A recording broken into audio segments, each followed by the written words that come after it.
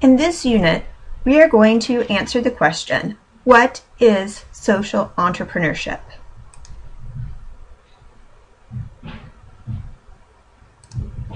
Many different thought leaders have proposed different definitions for social entrepreneurship.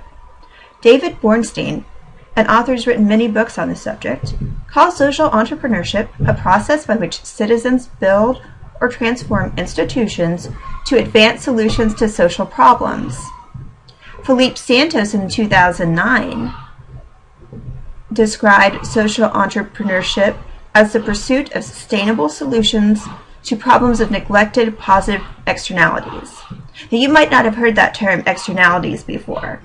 That's something that a lot of economists use to explain the costs of business that aren't necessarily accounted for in a business's accounting records. For example, if an electric company pollutes, their emissions are a cost. However, they don't have to pay for that.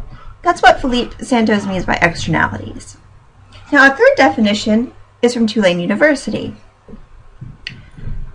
They use the definition for social entrepreneurship as follows: innovation to create sustainable, scalable solutions to our most pressing social challenges. Working at the intersection of business, nonprofit, and government, social entrepreneurs and social innovators blend models and create mission-driven ventures to effect positive social change. I'd like you to take a few seconds to think about what these definitions have in common, or what stand out to you about these definitions.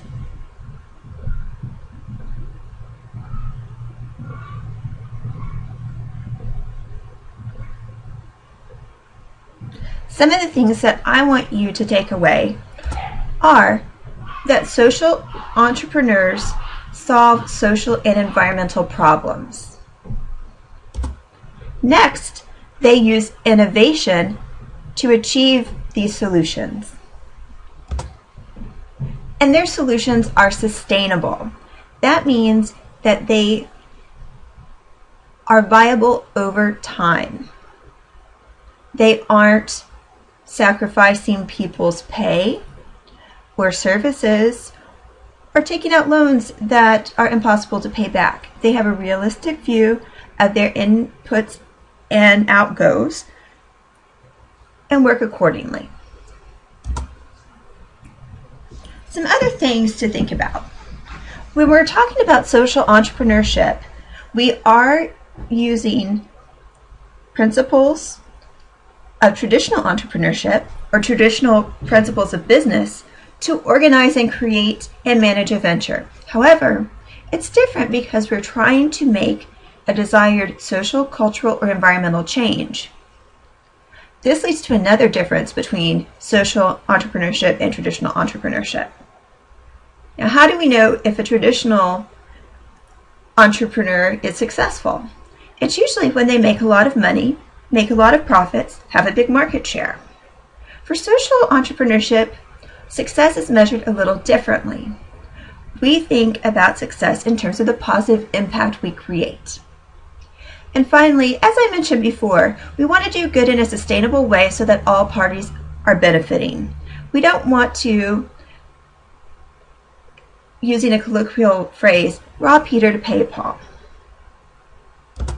This semester, you will write a business plan for your own social enterprise. As we go through this first unit, I'd like you to consider the following. What social or environmental problem do you want to solve? What type of impact do you want to make? And what kind of information do you need to know before you get started?